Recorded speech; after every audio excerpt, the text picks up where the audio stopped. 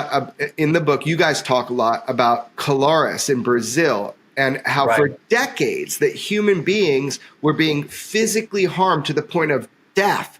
So from UFOs, and that their military studied it. Is this like a case? And that also AAWSAP, you're going to reveal in a future book, did actually do an in-depth investigation about Colares. So my question is, okay, maybe not national security, but in this case, the UFOs were fucking people up. They were hurting them to the point, sometimes to death. So are you telling me with your book and all this information that UFOs do pose a physical threat a lot of times to people, like in Brazil?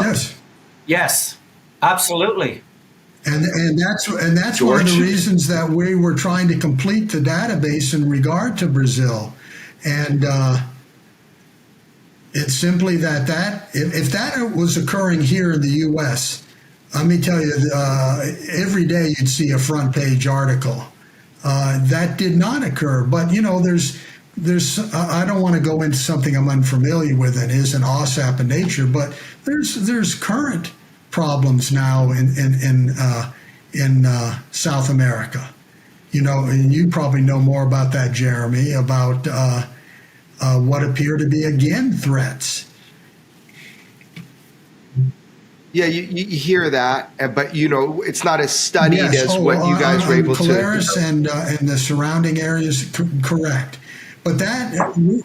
So anybody that reads your guys' book, just so our audience knows, basically there's a bunch of dedication of pages into these bizarre events in Brazil that were studied by the Brazilian military, where these UFOs for decades were harming, murdering, burning, messing up human beings. This is not just like, oh, these great space brothers. This is something that was really devastating to these communities and left them in terror. So I suggest people check that out.